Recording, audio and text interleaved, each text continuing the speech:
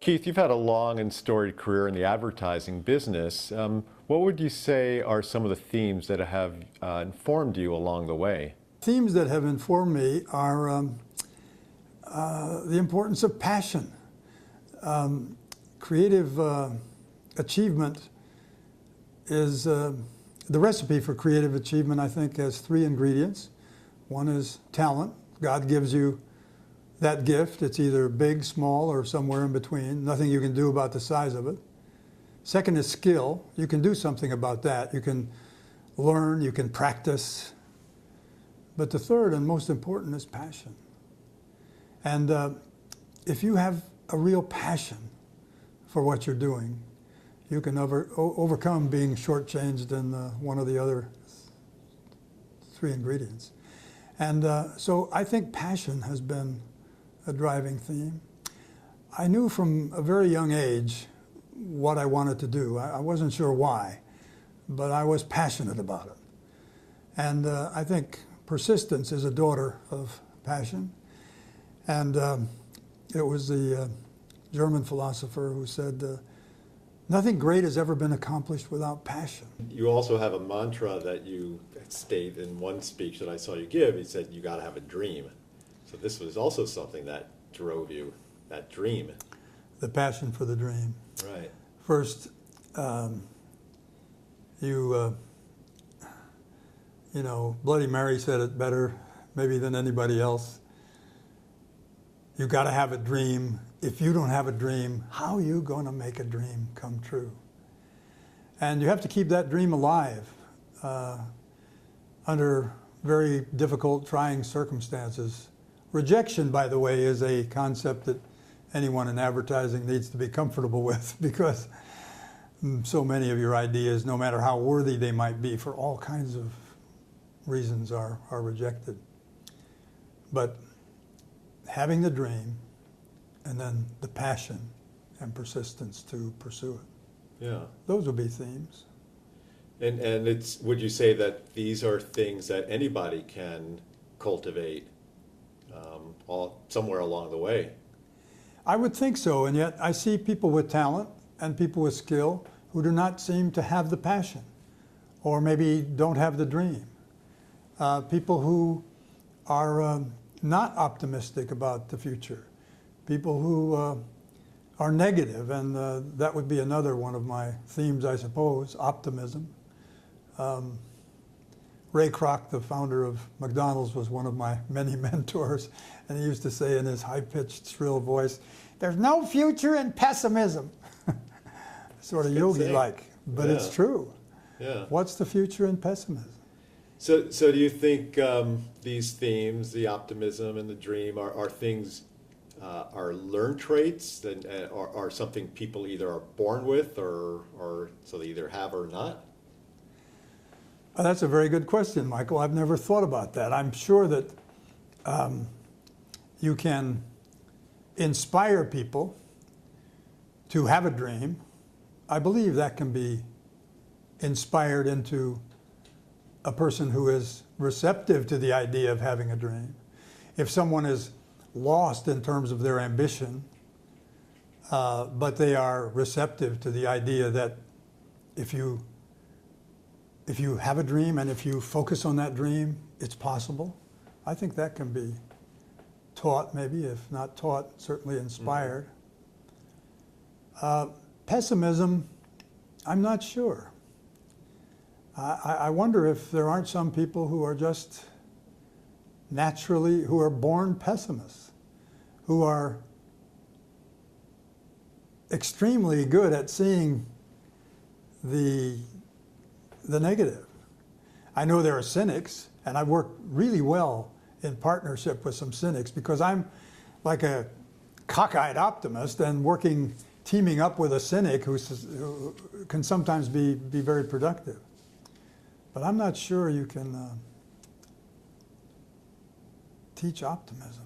Mm-hmm. Never thought of that. Yeah. I'm going to think about that. Yeah. So I guess it's a question of are all possible traits can be learned. It's like My Fair Lady, the story of My Fair Lady. Henry Higgins found the rough, cockeyed, cockneyed flower girl and taught her to be a lady. Exactly. But so the point being George Bernard Shaw's point in the original Pygmalion was that here was someone with rough edges who could learn new traits.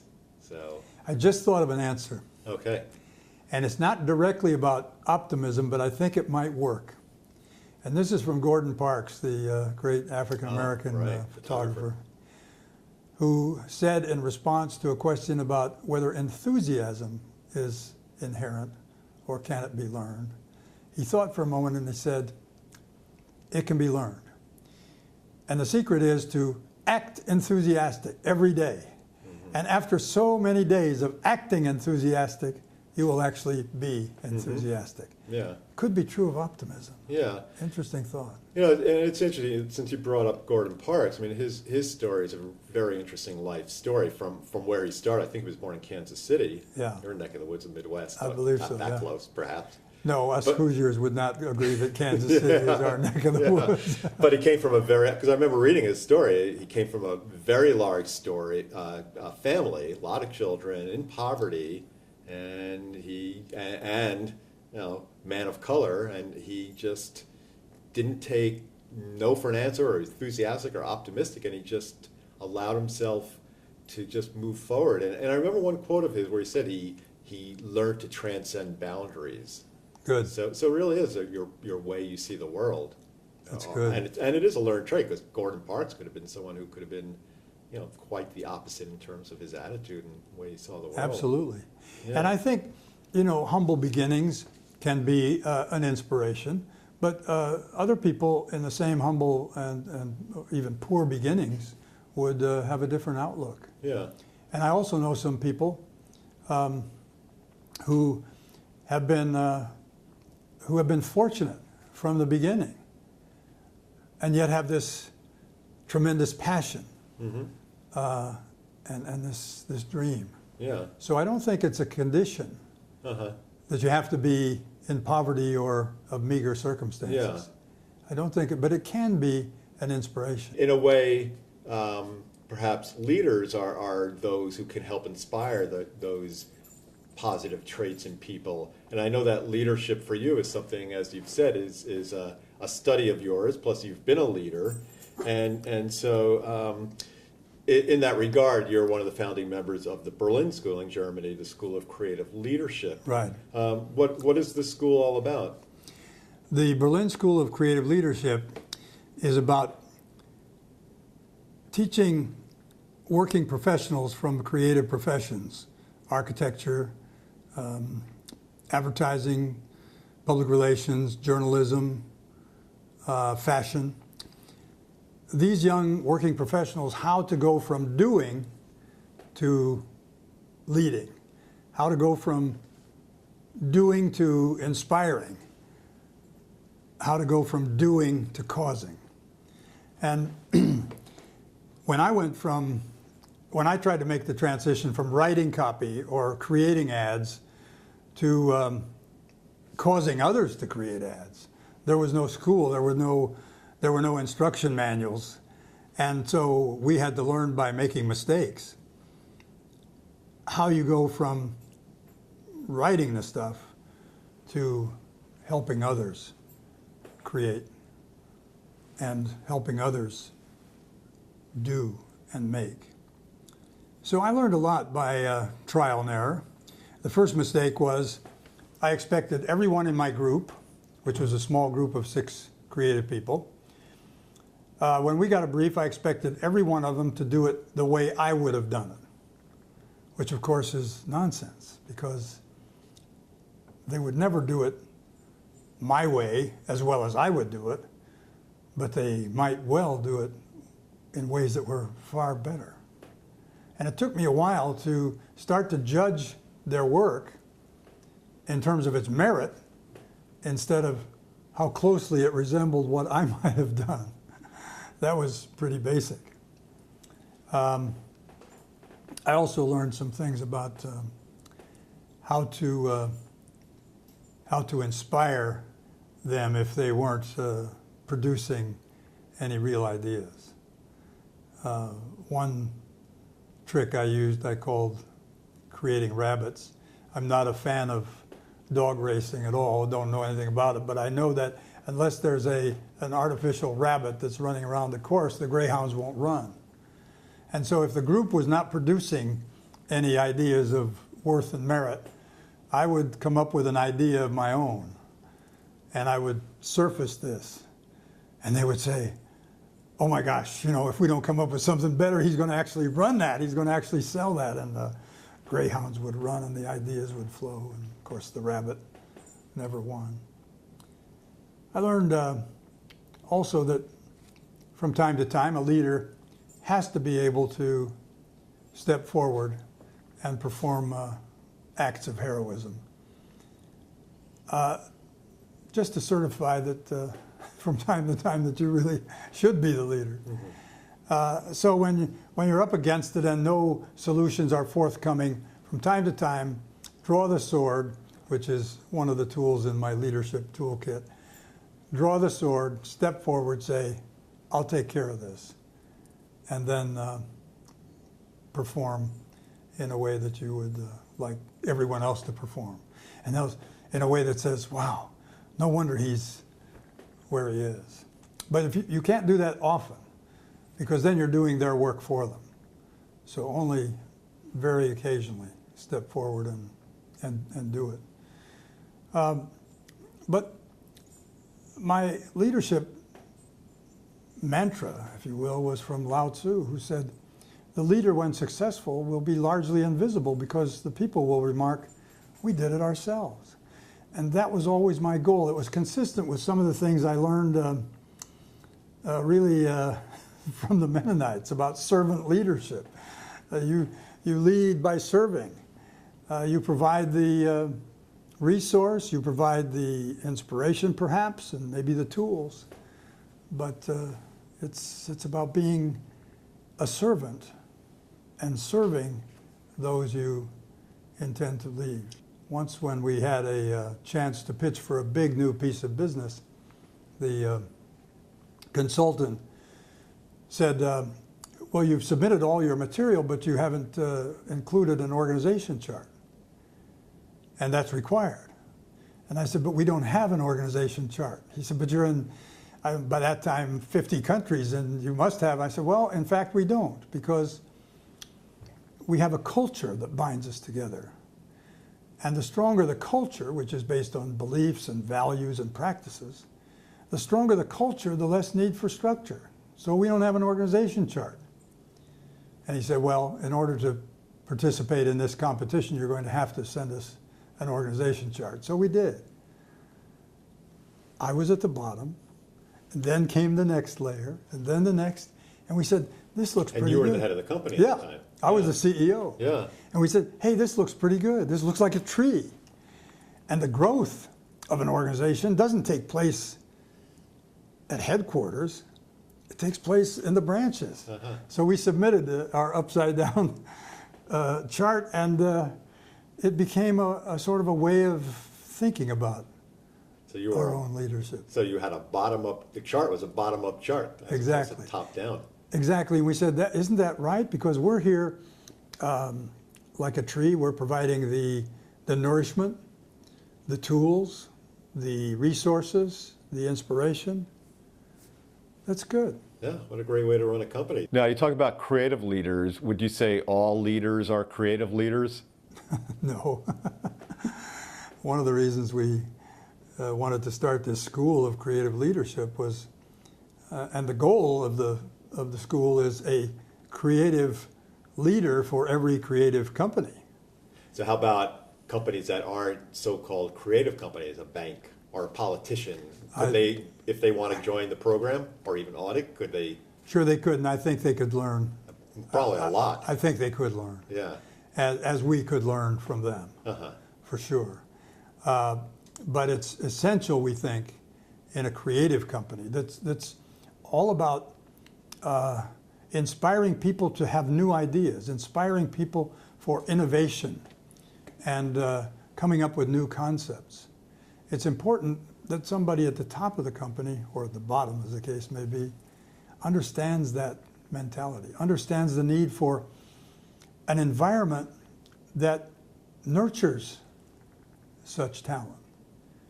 An environment that is characterized by the freedom to explore, that encourages that, maybe even demands that. Thinking new thoughts, finding new combinations. Yeah, I would say that is important in any realm, field of life, from creative businesses, which obviously thrive and prosper by being that way, to any organization, company, Yeah, it was just political institution. exactly. I was just, as you asked the question, I was thinking, what kind of a business doesn't value new ideas? Yeah. New ideas that have value. Uh-huh. Yeah. So yeah, I think they could. Yeah. And you have said that creativity comes down to changing two words. So creativity, innovation, comes down to changing the two words, what is, to what if.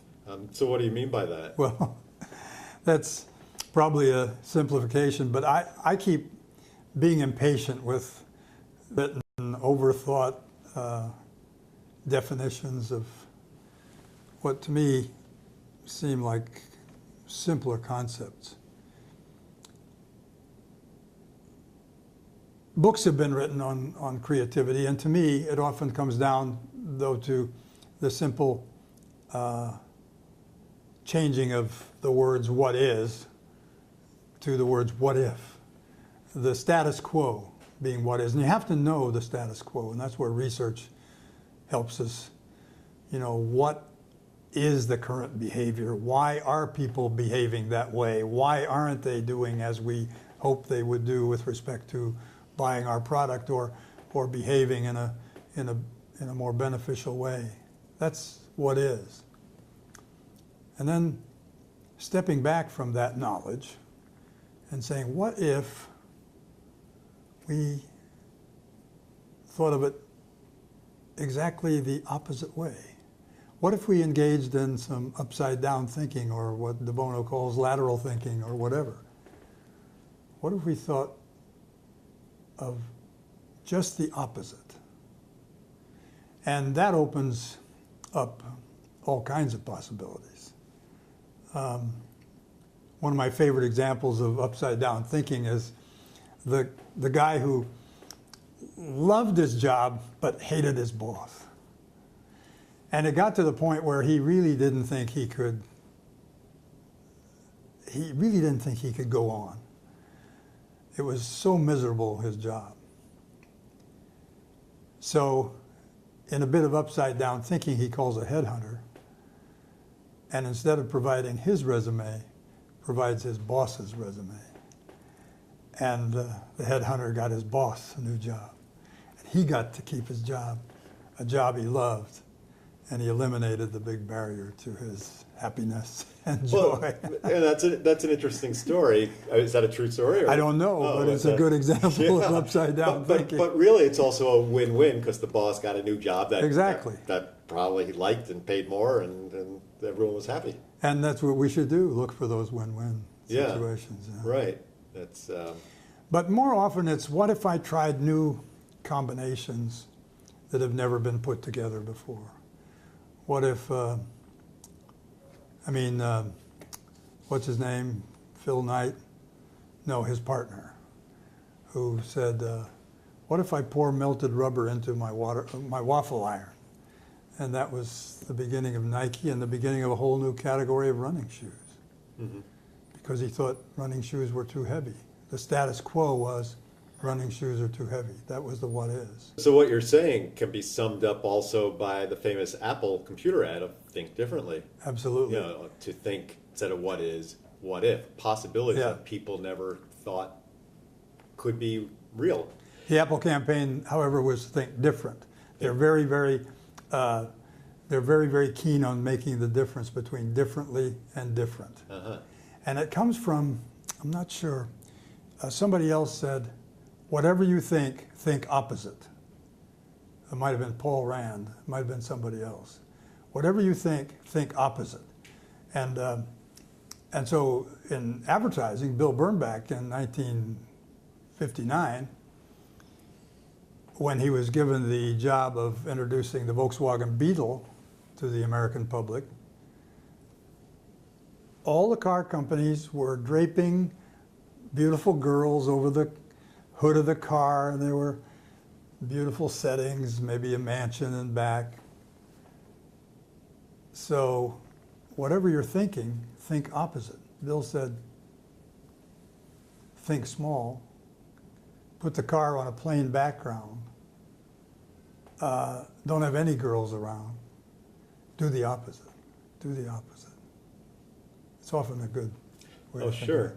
of it.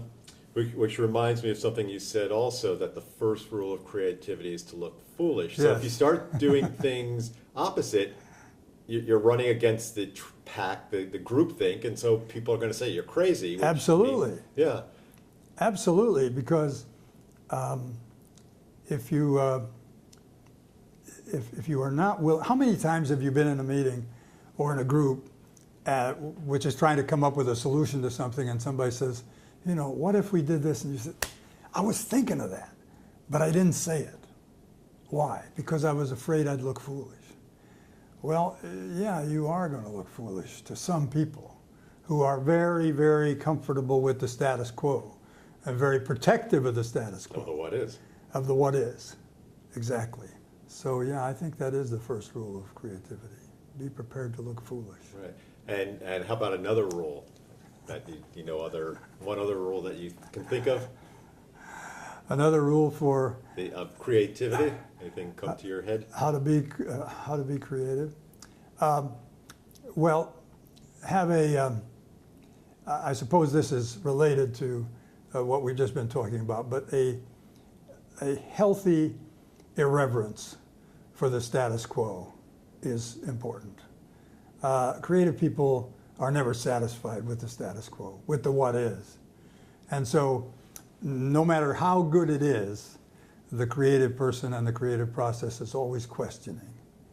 And it's a healthy disrespect. I think that would be another rule. Yeah. And what do you think is the relationship between leadership and vision?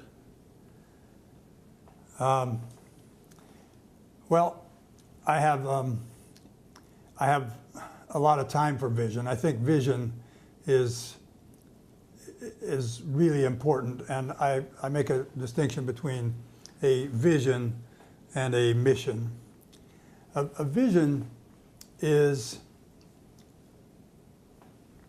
an image you have in your mind and that you can paint for others and share with the group as to what we could be and where we could go. And visions fade quickly, so you have to keep, in the course of the day-to-day, you lose the vision, so you have to keep repainting it over and over again. But if the vision is inspiring, it can be empowering, and everybody's actions and practices become aligned to that vision. We will get to the promised land. It is there. And of course, the journey is the excitement. Right. You never actually get there. Yeah. And in a top-down organization, is it the top that has to be the leader of the vision, or perhaps? I believe the top has to paint the vision. Right. And how about the bottom up? Or The vision has to. Well, maybe I could best explain this by talking about my little leadership toolbox, which I keep in my mind.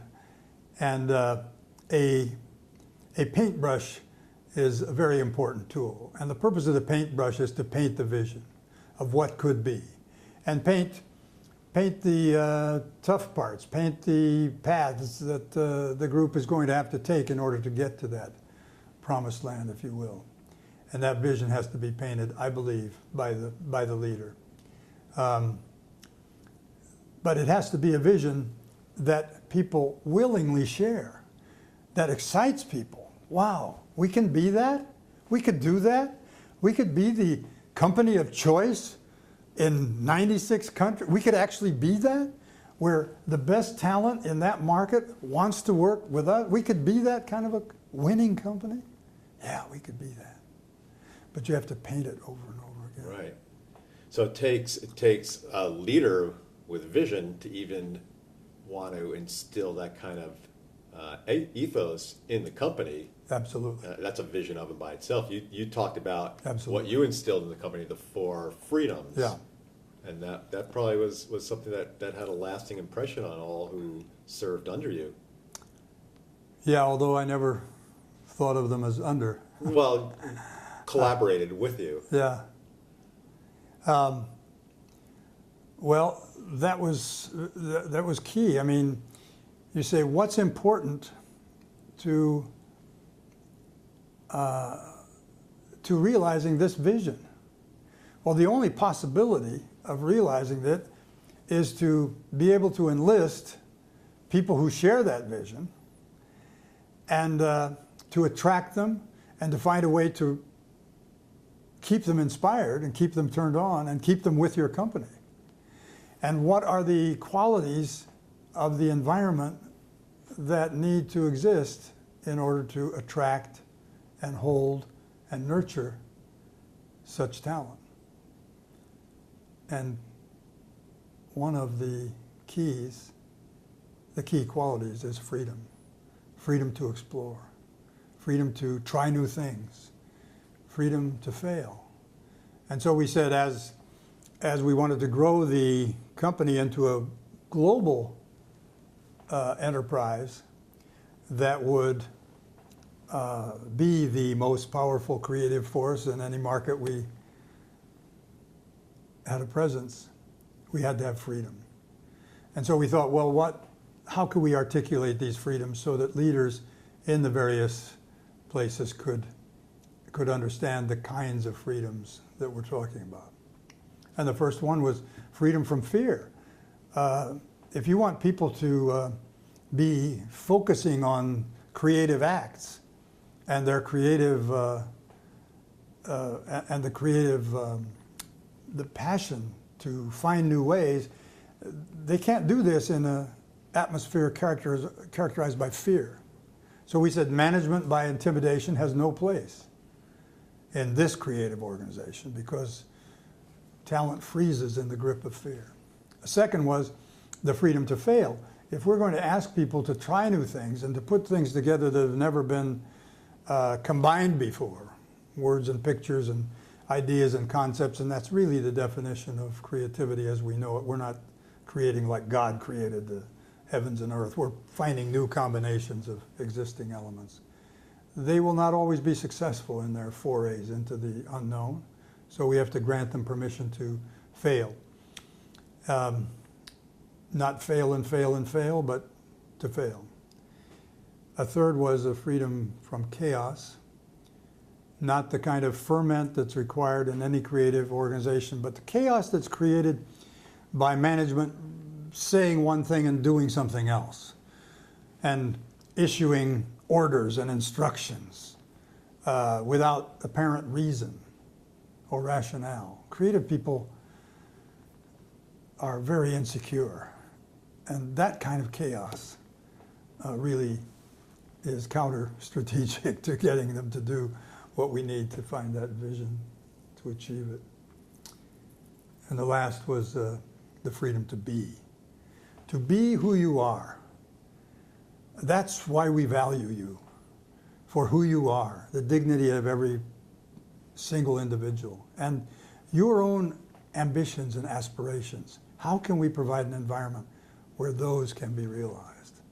And then the freedom to be who you are outside of the workplace and have a life that's rich with the things that fulfill you. On the chaos point and the idea that you can't issue instructions, one of the best advices I ever saw or read was from Dr. Lewis Thomas, who was the head of the Memorial Sloan Kettering Cancer Institute, a biologist.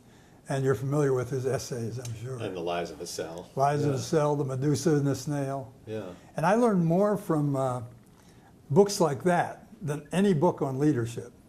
In one of those essays, Lewis Thomas said, if you want a bee to make honey, you do not issue protocols on carbohydrate chemistry or instructions on solar navigation.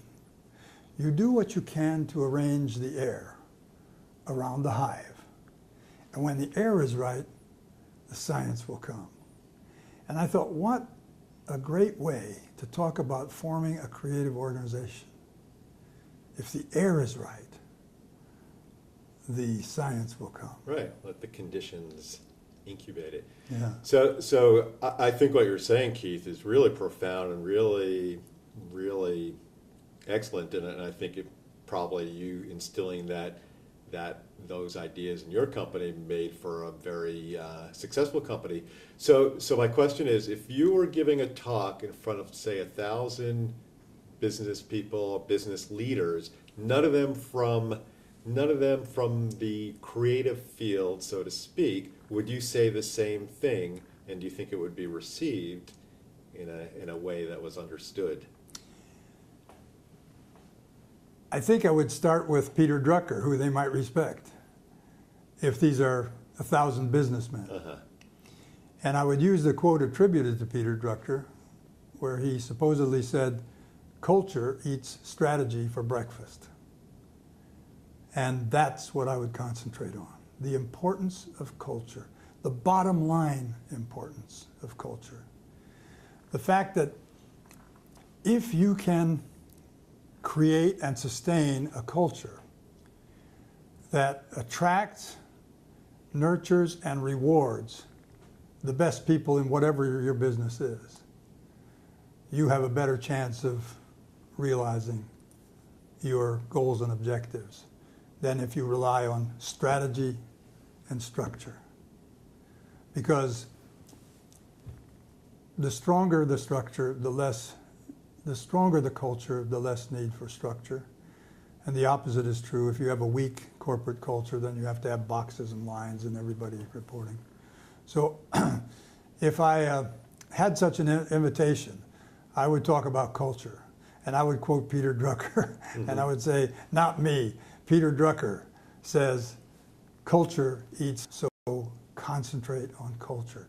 And that requires a sort of a longer term vision than many CEOs are willing to embrace. Right, yeah. That's true in our corporate culture, it's short-term thinking. Well, 3-month planning horizons. Yeah. But even within those constraints, I would emphasize culture. And culture, as anyone knows, is comprised of the beliefs we hold, the values that we cherish, and the practices that reflect those values. And you can make a very interesting creative career out of culture. Yeah. Creating, maintaining, sustaining culture. Yeah. Now, if you were talking to just the average person on the street, would you, or how can any person, the average person on the street, baker, mailman, anyone, and if you were giving advice, how could they, or would you say, is there a way they could think more creatively and innovatively and be a leader in their own right? Well, maybe they don't want to be a leader. Maybe they want to be, but they need to think of themselves as a brand that is distinct from all other brands, all other individuals. As one wag said, every person is unique, just like everybody else. But no, you are unique. You are, and if you think of yourself as a brand, great enduring brands, in my experience, have combined 3 elements. One is a point of view. What do I think and feel about? Why am I here? Out of that point of view comes a promise, implicit or explicit. In advertising terms, it could be explicit. And those two are wrapped in a personality, attractive, differentiating individual personality. So what is your point of view, Mr. Mailman or Mr. Truck Driver? How do you feel? Why are you here? And out of that point of view, what is the promise that you make implicitly to everyone who comes in touch with you? And how do you wrap those two things in a personality that people want to engage with? Right. So I think that is leadership in a way, because if you actually think of yourself in that way, people will gravitate toward you, and they will be the beneficiary of your promise. Whether it's something as simple as, I'll make you feel good. You'll feel better after spending half an hour with me. That's an amazing contribution. Mm-hmm. So that would be my advice, I think, to the person on the street. And you might find yourself being a leader. Yeah, that's really good advice, because it gets back to the heart of that question about optimism and persistence and a dream, and we're talking about some people, is it something a trait that can be cultivated or learned, and really that's great advice, though, really seeing yourself as unique and who you are, and a brand, an advertising. What do I as a brand have to offer? Yeah. Those who travel with me Uh-huh. in this journey. Yeah, so now you have two different audiences to give those big speeches to: the business people, non-creative, and then the average person who you can give that advice to. Talking about branding, which is a big part of your work in advertising, you're still doing, and talking about your work outside of advertising and leadership, you're still doing branding identity work, but in a different way, right? With some of the nonprofit groups that you work with, Jazz at Lincoln Center. Sure, and I had 8 years where we were doing it on behalf of the United States with an organization we formed in 2002 called Business for Diplomatic Action. And the objective of that organization, which enlisted major U.S. corporations in actions that would improve the image of the United States in other countries. And at that time we were at an all-time low. And our mantra there was Robert Burns, the Scottish poet, who said, "Oh, would that God the gift might give us to see ourselves as others see us." But the brand principles applied. The perception of Brand USA in those days, 2002, was point of view. We have discovered, we have created the best and only viable way to organize society. It's called American democracy. Promise, we will impose it on you whether you want it or not. Personality, bully. That's what our research showed. And what we wanted to do was change that to point of view. The right to life, liberty, and the pursuit of happiness should be available to everyone on the planet. Promise, we will help you if you would like us to. Personality, more of a partner than a patron. We'll join together. And we recommended to the State Department that they take away from the USAID branding that line that said, "From the American people." And we suggested it should say, "In partnership with the people of Bangladesh," in partnership with the people of so forth. So yeah, that kind of brand thinking. But yes, to your point about other not-for-profits, doing this kind of work with Union Theological Seminary, with Jazz at Lincoln Center, with Sesame Workshop, and with Johns Hopkins prostate cancer, and with some others. I mean, Ibu Patel has reached out to me about his Interfaith Youth Corps, and so have some others. So I keep very busy trying to apply what we've learned in the commercial space to these brands, which are doing wonderful, wonderful things for people in general. How can we help them be more efficient?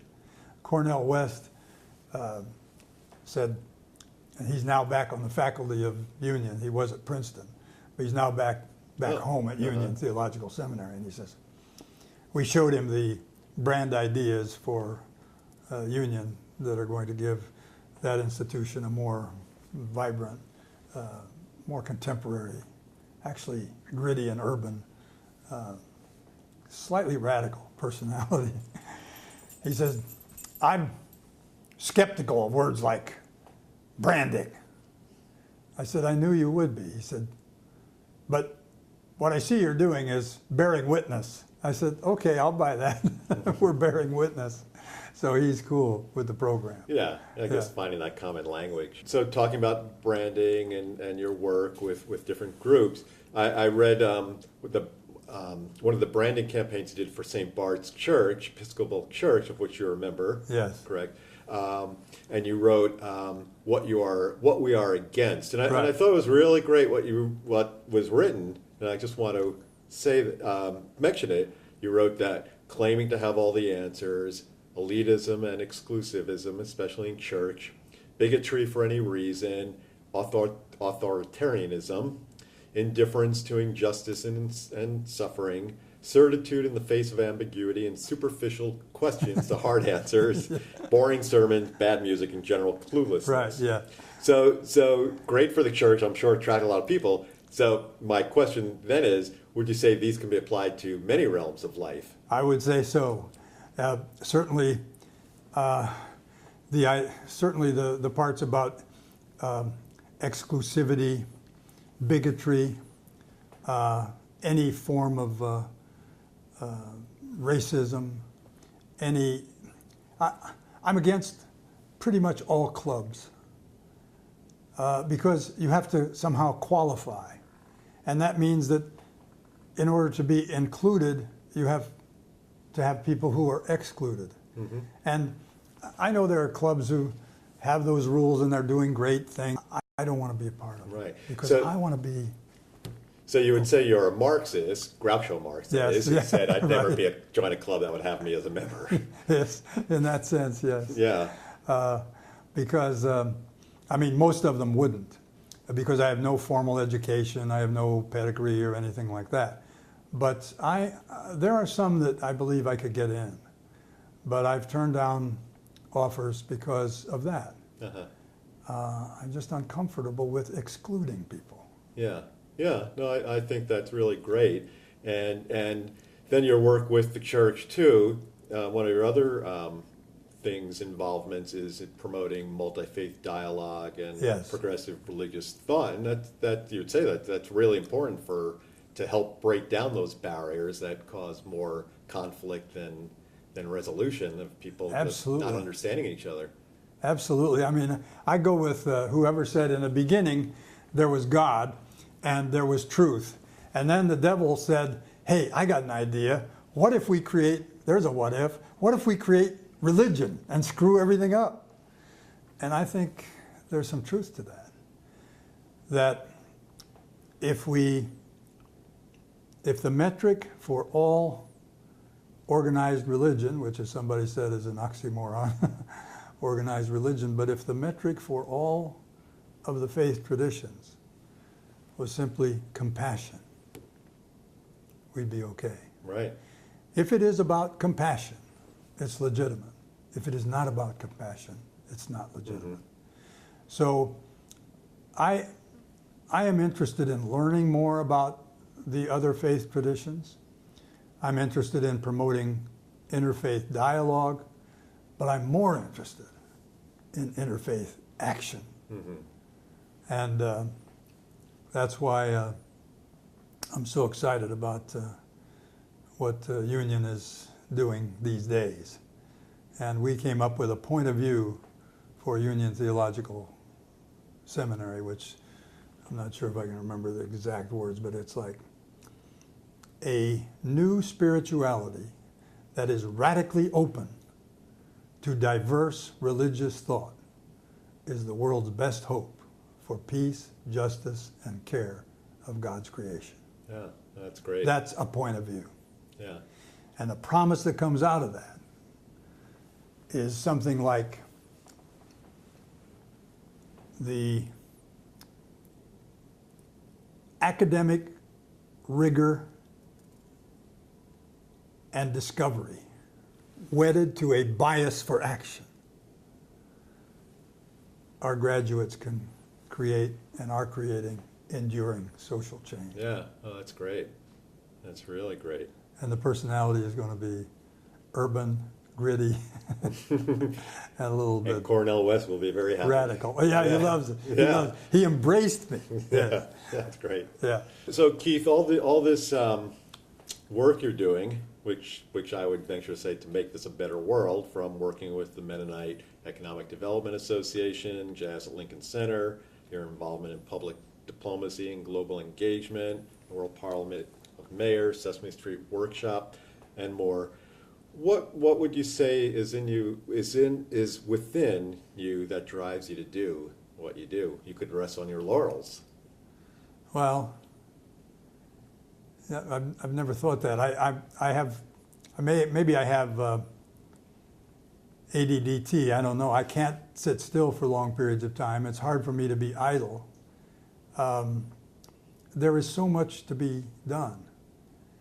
And I think to the extent that I have any knowledge or gift or experience that could be applied to help one of these organizations help others. I mean, when you think about kids who have no possibility for preschool education, and by the time they get to kindergarten, they're way behind, and what Sesame Workshop can do throughout the world to help those kids get a better start. I think that's important. So I think the answer to why I keep, and my calendar is full, and when somebody says, can we have lunch? I look at my calendar and I say, you know, you're not going to believe this, but my calendar is full of things that probably don't matter, but to me they matter, and I think to someone they matter. So I go back to the Swiss philosopher whose name I can never remember, who said, life is short. We do not have too much time to gladden the hearts of those who travel with us. So be quick to love, make haste to be kind. And these are sort of my attempts to show love, be kind, because life is short. Yeah.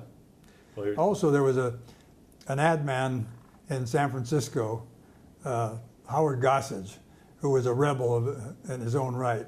And he said, trying to change the world for the better is the only proper occupation for a grown man.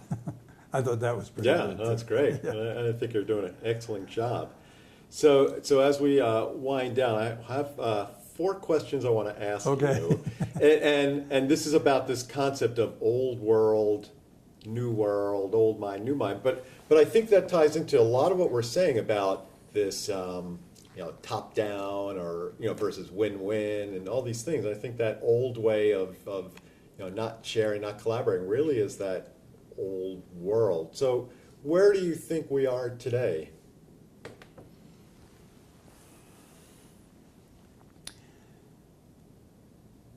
Well, I don't see us as being on a cusp necessarily. In my optimistic view of things, I have a sort of a loopy vision of life that is an ever-rising roller coaster. There have to be downs in order to go up. To me, what's new is the fact that we now have democracy of information. There is no withholding any knowledge. It's available to all. That's new, and that's good. Along with that democracy of information and that total transparency, comes a responsibility. And I think in the commercial sector, that's good, because nobody can be abusing human rights as they once could, because it's immediately knowable. The new technologies give opportunity for creativity for every single person on the planet. Anybody can be an artist, anybody can be a musician, anybody can be a writer, anybody can be creative. That's all good. What's not good about the new is our need for continuous arousal. The need, I was in Shanghai a few weeks ago, and what a shame, in some ways, the great Chinese traditions, but now giving way to new now West. The fact that we can't hold anyone's attention for more than 140 characters, that's not good. I think it's time to revisit some of the timeless values, some of the advice we got from the ancients that maybe is more relevant today than it was when they first uttered it. Because now it can have more impact because of the new communications environment we see. So if you have a leader emerge who is driven by these ideas and principles, he may have more immediate effect than Lao Tzu or Christ could have had, or Gandhi even, in their day. So I'm more interested in terms of where we could be than where we are. Where we could be. The what if? The what if. Yeah. What if we applied Lao Tzu and Gandhi? Start where you are, use what you have, do what you can. What if you applied Christ's idea of love? Not just your family, your friends, but those who curse you. What if we applied that now? See, that's the big what if. So I'm more interested in what could be and how we could organize ourselves to get to that point. Right. And how would you say you personally got away from that, the one way of seeing the world, to more of the what if way? Creative people have a healthy disrespect for what is. And, you know, you and I have now, Michael talked about the Mennonites from time to time. But growing up, I was rejecting all that. Uh-huh. It was only later in life that I could separate the really good things that I learned from those that I still don't agree with. So what if we took those good things and combined them with some other good things that maybe we can learn from Islam or from Buddhism or from the atheists, and put those together into a new spirituality, radically open to diversity of religious thought. Right. And are there tools that you could recommend, now that you've done it, that others could abide by? Well, I haven't done it. I'm in the process of trying to do it. Yeah, so now that you're working on it. Yeah, and that's very important to me too, the idea of doing as opposed to having done. It is said that Duke Ellington, when somebody asked him why he never wrote really good endings to his songs, to his compositions, he didn't like endings. And he said, and he may have been paraphrasing someone else, he said, we should always all be in the state of becoming. I thought that was really good. So now what was your question again? So tools, like for people watching this, tools that you might be able to recommend to help them on that path of becoming? I think for you, it comes so naturally, you probably never even thought about, on the one hand, but even though you've written down things and edicts. And I think I'm going to have to think about what would a good tool be to cause people to listen instead of talk. If they listened and observed and watched, they would think of things to do. If they're only talking and pursuing their own very special interests, they'll be blind to these opportunities to gladden the hearts of those who travel with us. Mm-hmm. So if there could be a tool that forces people to have bigger ears and bigger eyes, that would be the tool.